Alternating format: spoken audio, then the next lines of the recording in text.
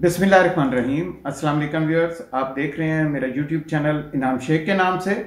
और मेरी रिक्वेस्ट है कि चैनल को सब्सक्राइब कीजिए और बेल आइकन को पुश कीजिए ताकि आपको लेटेस्ट अपडेट्स मिल पाएँ। आज बहुत इंपॉर्टेंट टॉपिक है जिसके ऊपर हम बात करेंगे। This is with reference to जंग के अंदर आज से 2 दिन पहले एक कॉलम छपा है। ये एक्स फाइनेंस सेक्रेटरी हैं जिन्होंने कहा है कि 2019 में हमने आईएमएफ से जो निगोशिएशंस की थी उसमें तो हमने आईएमएफ से इतनी चीज़ें नहीं मानी थी, और फिर असद उमर साहब ने वॉलंटियरली रिज़ाइन कर दिया था और मुझे हटा दिया गया था। उनका कहना यह है कि अमेरिका के अंदर ये मीटिंग हुई थी और हमने बहुत सारी चीज़ों के ऊपर आईएमएफ की बातें नहीं मानी थी, और अब पाकिस्तानी जो नई टीम आई थी उसके हमारे बाद उन्होंने पाकिस्तान की करेंसी भी डिवैल्यू करवा दी और आईएमएफ की वो शराइत भी मान ली जो शायद आईएमएफ को एक्सपेक्ट भी नहीं कर रही थी। आईएमएफ जैसे कि आपको पता है, मैं पिछली भी कई वीडियोस में बता चुका हूं कि आईएमएफ के साथ जितनी भी हमारी टीम्स नेगोशिएशंस करती हैं या वर्ल्ड बैंक के साथ या एफएटीएफ के साथ वो खुद भी वेल ऑफ होते हैं, मल्टी ट्रिलियनर्स, और उनका अगर कोई रॉन्ग डिसीजन हो भी जाए तो उनको कोई इंपैक्ट नहीं आता। वो इंपैक्ट कौन पे आता है? वो इंपैक्ट पाकिस्तान की इकॉनमी पे आता है।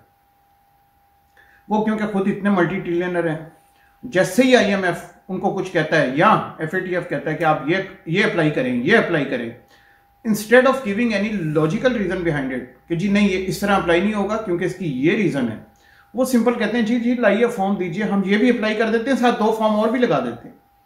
तो हमें उस किस्म के लोग चाहिए जो इन चीजों को समझते हो, जो आके आईएमएफ से आर्ग्यू कर सकें या वर्ल्ड बैंक से आर्ग्यू कर सकें या एफएटीएफ से आर्ग्यू कर सकें कि ये हमारे मुफाद में नहीं है, ये पाकिस्तानी अवाम के मुफाद में नहीं है।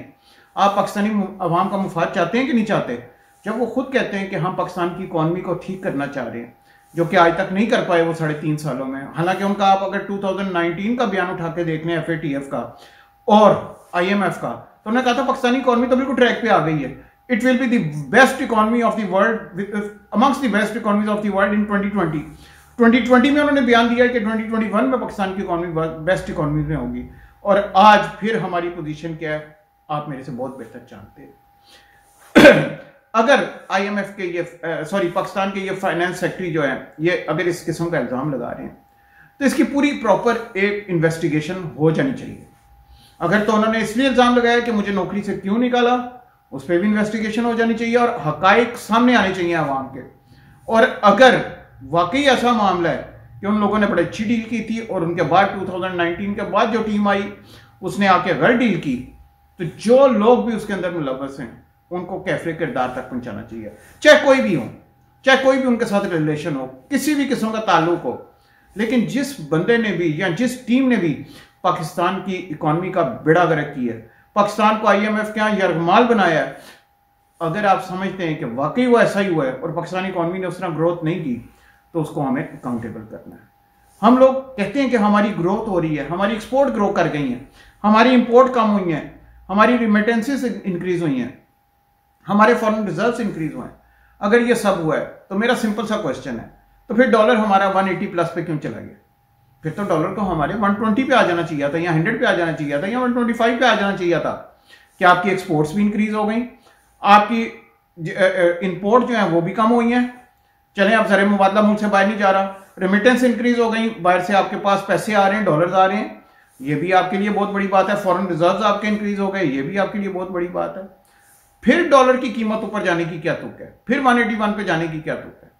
वर्स्ट रेट है पूरी इस सेंट्रल एशिया के अंदर हमारा अगेंस्ट यूएस डॉलर, अगर आप श्रीलंका को निकाल दें फॉर द टाइम भी। हम इतनी ही बेकार कौम है क्या? माजरत के साथ पाकिस्तान इतने को बनाना रिपब्लिक नहीं है। पाकिस्तान वाहिद इस्लामिक एटॉमिक मुल्क है जो वाकई परफॉर्म कर रहा है और अच्छा परफॉर्म कर रहा है। लेकिन इस किस्म के चंद लोग जो आईएमएफ के साथ डील करके बैठ जाते हैं और जिनको बात करना भी नहीं आती कि हमने आईएमएफ को कन्विंस क्या करना है, हमने एफएटीएफ को कन्विंस क्या करना है, हमने उनको लॉजिक क्या देनी है, इनको तो मालूम ही नहीं है। इनको तो ये नहीं पता कि प्रॉपर्टी के अंदर ब्लैक मनी कहां से आ रहा है, व्हाइट मनी कहां से आ रहा है। क्या एफएटीएफ ने यही शराइत इंडिया के लिए लगाई हैं? क्या एफएटीएफ ने यही शराइत किसी और तरक्की पजीर मुल्क के लिए लगाई हैं? कभी नहीं होगा ऐसा। तो फिर हमारी टीम को उनके साथ नेगोशिएट करना चाहिए था। हमारी टीम उनसे कहती कि आप अगर इस किस्म का हमारे साथ प्लान रखते हैं तो ऐसे ही प्लान हमें दिखा दें आपने कहां कहां इंप्लीमेंट किया और उसके क्या रिजल्ट्स आए हैं। लेकिन ये सारी चीजें विजन के साथ आती हैं, डिस्कस करने के साथ आती हैं। एक मल्टी ट्रिलियनर बंदा वो जाके उधर मीटिंग के अंदर बैठ जाता है, उसको क्या पता मुल्क का, उसका कुछ हो जाएगा खराब मुल्क का, he is still multi trillionaire, उसको कोई फर्क नहीं पड़ेगा। आटा उसके लिए 500 रुपए किलो भी हो जाएगा, उसको कोई फर्क नहीं पड़ेगा, he is a multi trillionaire. गाड़ी उसके लिए 10 करोड़ की भी हो जाएगी, उसको फर्क नहीं पड़ेगा, वो क्या कोई बात नहीं, मेरी फैक्ट्रियां निकाल देंगी। फर्क एक आम आदमी को पड़ता है, फर्क 99% ऑफ पाकिस्तानीज को पड़ता है जो कॉमन लोग हैं। फर्क उस गरीब आदमी को पड़ता है जिसको अपनी फिक्स सैलरी के अंदर रहना।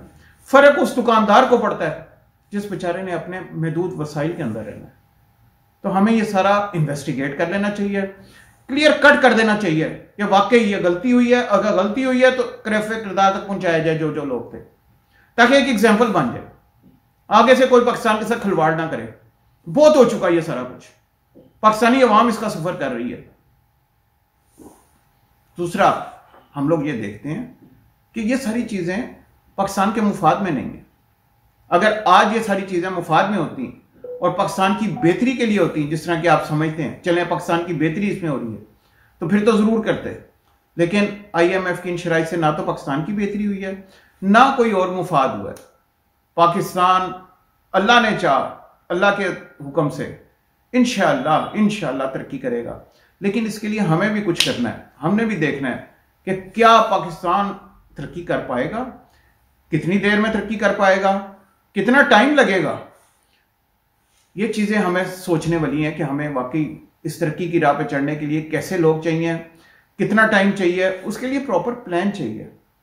हर वक्त वही पुराने चेहरे लाके कह देना कि ये पुराने चेहरे काम कर दिखाएंगे, क्या ऐसा आज तक कामयाबी की जमानत हुआ है? डॉलर कहां से कहां चला गया, कभी हम ब्लेम किसी पे डाल देते हैं, कभी हम ब्लेम किसी पे डाल देते हैं। ये बड़ा आसान तरीका है ब्लेम डालना, उस पर ब्लेम डाल दो, उस पर ब्लेम डाल दो। ब्लेम शिफ्टिंग ब्लेम गेम है और उसका नतीजा कुछ नहीं निकलता। कहीं ना कहीं we have to put our foot down. हमने इसको खत्म करना है, ब्लेम गेम को। हमने कैफरे किरदार जो लोग हैं उनको अकाउंटेबल करना है, उनको कोर्ट के अंदर लेके आना है, उनको सामने लाना है, ताकि अवाम के सामने वो चेहरे, भयानक चेहरे आए, पता चले कि ये नालायक लोग थे जिनकी वजह से आई हो। मैं पाकिस्तान के लिए भी दुआ गो हूं और आप सबके लिए भी दुआ गो हूं। आप भी मेरे लिए दुआ कीजिए। इंशाअल्लाह अगले प्रोग्राम में हम फिर मुलाकात करेंगे। अंटिल नेक्स्ट टाइम, अल्लाह हाफ़िज़।